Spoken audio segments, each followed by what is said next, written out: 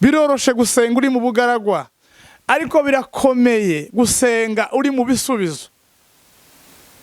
Iyo umuntu uhagaze ku nyuguti ahinduka umunyedini, ariko iyo umuntu uhagaze mu canditswe ahinduka uwizera. Haleluya, amen. Nakubwiye nti turabizi ko hari abakwibagiwe, isi yarakwibagiwe, abo muvukana barakwibagiwe, abo mwasangiye barakwibagiwe, abo mwiganye barakwibagiwe. Mugabo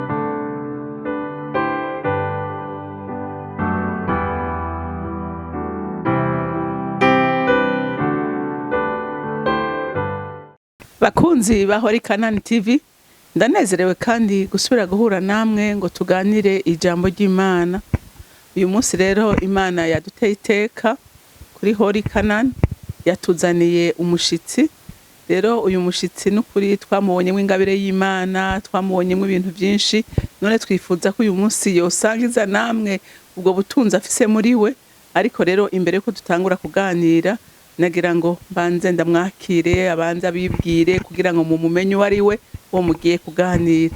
Ndakwakiriye mukozi w'Imana. Murakoze cyane, natwe turabinezerewe cyane, turahezagiye kubana namwe. Amen. Twishimiye kubana namwe kuri CANAAN TV. Atekereza ko ryo zina ryiza ryayo. Ego. Nyuma rero nitwa Pastor Paul NDAYAHOZE, ntuye Uganda, kora umurimo w'Imana mu ishengero ryitwa Siloam Evangelic. Duhezagiye kuba turi hano i Bujumbura, twari muri Gerizo des Âmes, twabonye imbaraga z'Imana. Dushimiye kubana n'umukozi wayo. Imana ihezagiye cyane mwe mwese. Ego rero turakwakiriye cyane kuri ino mboneshakure yacu. Turizera ko n'abakunzi bacu baza kunezerwa nkuko natwe twanezerewe iminsi twari tumaranye. Rero imbere yuko dutangura kuganira ijambo ry'Imana, nagira ndagusabe ngo ubanze usenge twishire mu biganza by'Uhoraho. Nyakubahwa nyiribihe, izina ryawe rihabwe icubahiro, rihimbazwe kuko uri Imana. Dushimiye kubana nawe muri aya masaha, utugiriye neza. Data, izina ryawe niryo gupfukamirwa. Mbere ya byose dusabye tubabarire tweze dutunganye, kubera kuko ari wowe nyiribihe. Data, tugiye kuganira ijambo ryawe ryabayeho tutarabaho, niryo ryaturemye. Hanyuma rero mwami, riratusumba riraturuta, kugira ngo turivuge n'ubushobozi bwawe n'ubuhanga bwawe. Ndasabira buri wese turi bubane aya masaha, izina ryawe rihimbazwe mu mitekerereze yabo, mu mivugire, mu bikorwa bya minsi yose, kugira ngo impinduka nziza igaragare mu buzima bwabo. Ijambo ryawe ni umuti ukiza, ijambo ryawe ni amahoro, ijambo ryawe rihumuriza imitima ya bose, kandi natwe tugiye kuriganira ibashe guhindura benshi gukiranuka, kubw'izina ryawe Yesu, amen. Amen. Ego rero turaguhaye ikaze, udupfunduriye kugakemanyi rero Imana yakurungikanye ku bwacu. Murakoze cyane kandi muhezagirwe mwese. Dukomeje kubakira inshuti z'umusaraba, kubana namwe nishimwe ryinshi, na amahoro menshi. Reka tuganire ijambo ry'Imana, dusanga muri Joshua igice cya 14 murongo wa 10 turageza ku wa 11. Aho niho dusoma ijambo ry'Imana. Turasoma mu izina rya Yesu. Haravuga ngo Karebu arongera aravuga ati, kandi heraba Uhoraho yampaye kumara iyi myaka 45 nkuko yavuze uhereye igihe yabaririye Mose iryo jambo, Abisirayeli bagatangura kuyerera mu bugaragwa. None heraba uwo munsi maze imyaka 85, kandi n'uwo munsi ndacafise inkomezi nkuko narinda zifise kuva munsi Mose yanuma, uko inkomezi zanje zari ziri ico gihe ngitabara mu rugamba ngatabaruka, n'ubu niko zikiri. None rero numpe uriya musozi Uhoraho yavuze wa munsi. Uwo musozi Uhoraho yavuze urya munsi. Ico gihe wumvise ko ariho Abanaki, kandi ko bahafise ibisagara binini bizitijwe inzitiro z'amabuye. Kumbure Uhoraho azoba kumwe nanje, ndabaneshe nkuko yambariye. Maze Yoshua ahezagira Karebu mwene Yefune, amuha Horebu kwitongo. Amuha Horebu hitongo. Nuko Heburoni hacika itongo rya Kalebu mwene Yefune umukenizi gushika n'ubu, kuko yakurikiye Uhoraho Imana y'Abisirayeli muri vyose. Amen. Amen. Imana iguhezagire cyane. Amen. Bw'umugisha ntangere. Uyu munsi mwuka yaduhishura ijambo rikomeye tugiye kuganira ryitwa gutunga inkomezi z'ibihe byose. Kugira inkomezi z'ibihe byose. Inkomezi z'ibihe byose. Hari itandukaniro ry'ibihe n'igihe. Hari ibihe bigaragazwa n'ibihe bikorwa muri byo n'ibikorwa byabyo, ariko hari igihe, kuko Imana ntabwo irebera umuntu mu bihe, irebera umuntu mu gihe. Hanyuma icyo gihe kigira imbaraga zigitegeka. Iyo rero iyo umuntu ahagaze mu gihe cye, Imana ntigukoresha imbaraga ziguhesha gukomera mu bihe. Ibihe ntibikakumare inkomezi z'umutima. Aya magambo dusomye n'ay'umugabo witwa Kalebu mwene Yefune. Ntabwo turi buje mu mateka menshi, ariko muribuka ko mu bagabo babiri bageze i Kanani ni Yeshuwa na Kalebu. Bibiliya itubwira neza inkomoko y'uyu mugabo n'inkomezi yagize kugira ngo agere ku masezerano. Ubwoko bwa Isiraheli sinjya mu mateka menshi, ariko bava Misiri bajya Kanani baciye mu butayu. Ubutayu rero hari impamvu Imana yabacishije mu butayu cyangwa se mu bugaragwa. Imana iremera ugaca mu bugaragwa. Iyo rero ufite kwizera kugaragazwa n'ibyo Imana yakoze mu bugaragwa, hanyuma bigusaba rero gutunga imbaraga z'ibihe byose. Ibihe uri mu bugaragwa, igihe uri mu bisubizo. Abantu benshi basenga cyane bari mu bugaragwa. Biroroshe gusenga uri mu bugaragwa, ariko birakomeye gusenga uri mu bisubizo. Impamvu niki? Nuko udafise inkomezi z'ibihe byose. Haleluya. Ndenda ngo nganire nawe. Impamvu Imana igucisha mu bugaragwa ya gatatu.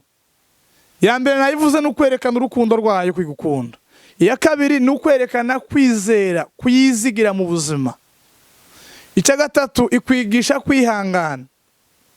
Ubugaragwa ubucamo kugira ngo ikwigishe step z'ubuzima bwawe cyangwa se intambwe z'ubuzima bwawe, kugira ngo ubashe kumenya ko ari ishobora byose. Imbaraga z'ibihe byose cyangwa se inkomezi z'ibihe byose. Umwanditsi yanditse neza ibihe. Salomo yavuze ko hari igihe cyo kuvuka n'igihe cyo gupfa, igihe cyo kubyara, byose birasobanutse. Ariko muri ibyo bihe bidusaba kugira imbaraga zitegeka ibyo bihe. Ibihe byo gutwenga, ibihe byo kurira, ibyo ni ibihe, ariko bigizwe n'igihe. Igihe. Hanyuma dufite akaga gakomeye aho umuntu abaho mu mbaraga za season, imbaraga za season, imbaraga za sezo. Muri ya sezo hari ibiza, muri ya sezo bigasanga udafite inkomezi z'iyo sezo bikagutsinda. Kalebu bavuye mu butayu, bavuye mu buretwa, bavuye kwa Farawo. Iyo ni step ya mbere umuntu avaho, kuva mu buretwa. Nduva neza uburetwa mu Kirundi ni ubuja. Rero Imana igukuye hariya mu buja, ni ukuvuga ngo hari aho gucisha. Yabakuye mu buja ibashira mu bugaragwa kugira ngo ibageze muri Kanani. Biragoye rero gusimbuka ukavaho ukinjira muri Kanani utaraca muri izo step, muri izo ntambwe ebyiri.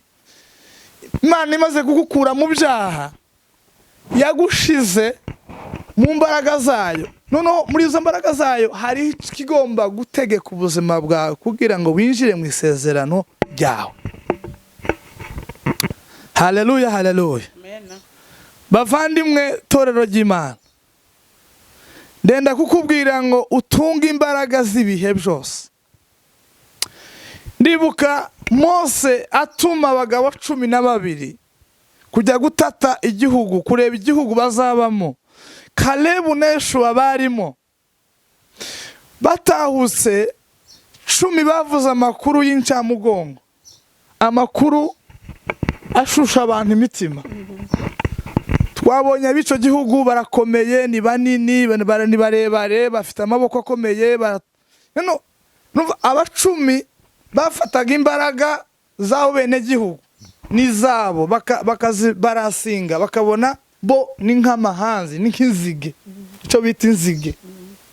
Rero mu buzima bw'uwizera, iyo ufashe imbaraga zawe ukazigereranya n'imbaraga z'ibikurwanya, uratsindwa. Ariko iyo ufite imbaraga z'Imana muri wowe, akaba arizo ugereranya n'ibikurwanya, uratsinda. Amen.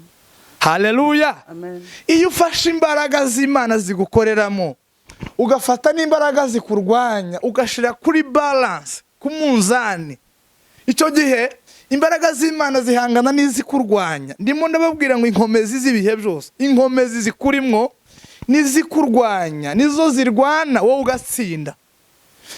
Aba rero 10 bafashe imbaraga zabo, barasinga, bazigereranya n'iz'abanzi babo, baratsindwa.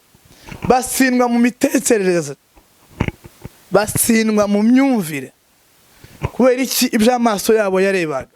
Kalebu na Yoshuwa bombi bavuga ijambo rikomeye, baravuga ngo bene icyo gihugu nubwo ari barebare, twebwe tuzabarya nk'uko umuntu arya umutsima. Hari ibiri imbere yawe bikugoye, ntabwo bikomeye kurenza imbaraga z'Imana zigukoreramo. Paulo yandikira ab'Efeso, cyanditswe ndakiganiraho cyane, 3:20. Uraza kukireba aho ngaho tugisome. Kuko Imana yo mu ijuru ibasha gukora cyane ibirengeye cyangwa se ibiruta ibyo twibwira n'ibyo dutekereza.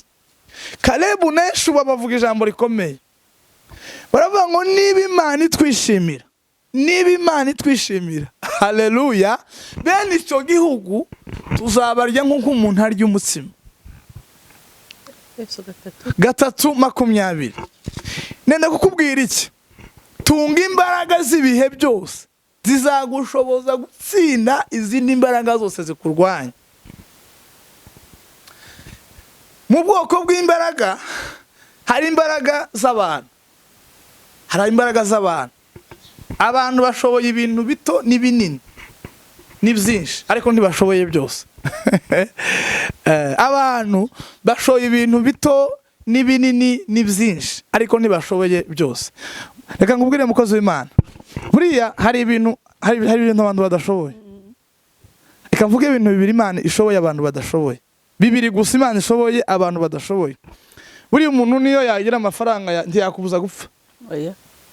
Reka ntiyakubuza gupfa. Reka ariko Imana yafata urupfu ikarugukuraho. Imana ifite imbaraga zafata urupfu, kuko ishira ikuzimu igakurayo. Ikindi kigira 2 Imana ishoboye abantu badashoboye, Imana itanga ubugingo. Nta muntu waguha ubugingo.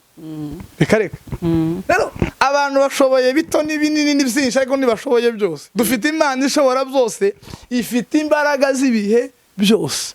Yesu mu buzima afise imbaraga z'ibihe byose.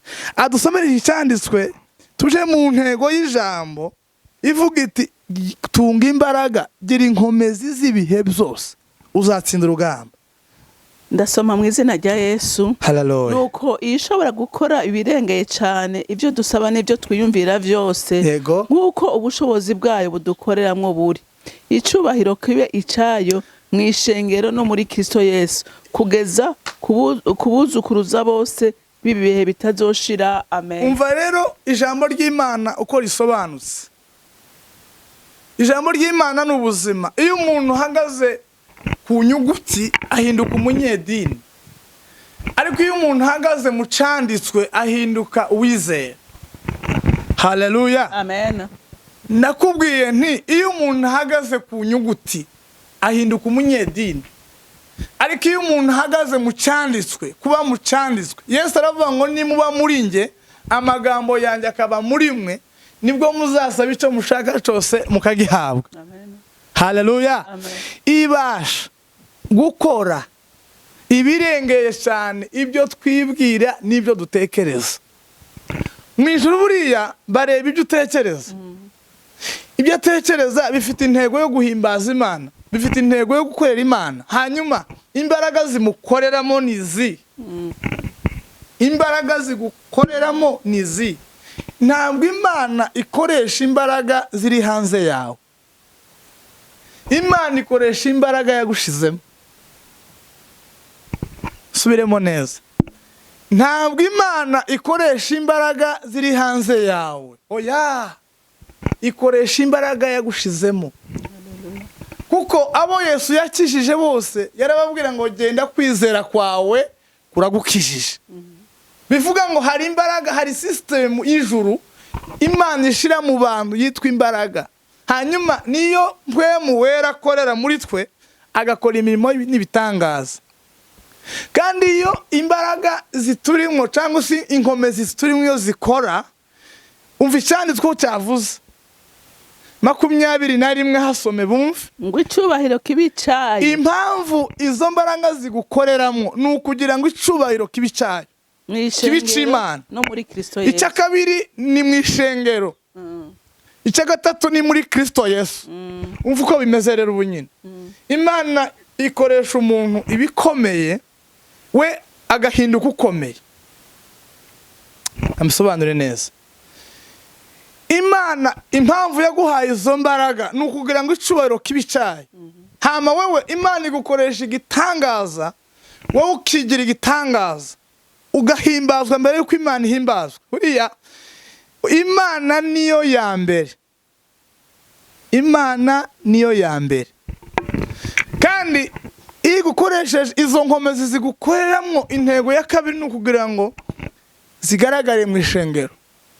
Ubu dufite impano z'Imana n'imbaraga za Mwuka Wera zikorera mu bantu, ariko abenshi bazikorera ku giti cyabo. Niyo mpamvu umusaruro utagera mu rusengero ngo izina ry'Imana rihimbazwe. Ikindi rihimbazwe no muri Kristo Yesu. Haleluya. Haleluya, haleluya.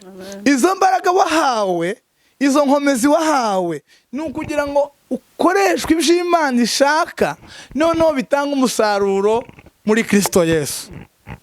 Haleluya, haleluya. Nenda kukubwira iki? Gutunga imbaraga z'ibihe byose. Kalebu na Yeshuwa, Kalebu asobanura ijambo. Imana yahise imwandika isezerano ko nawe azahabwa umurage muri Israel.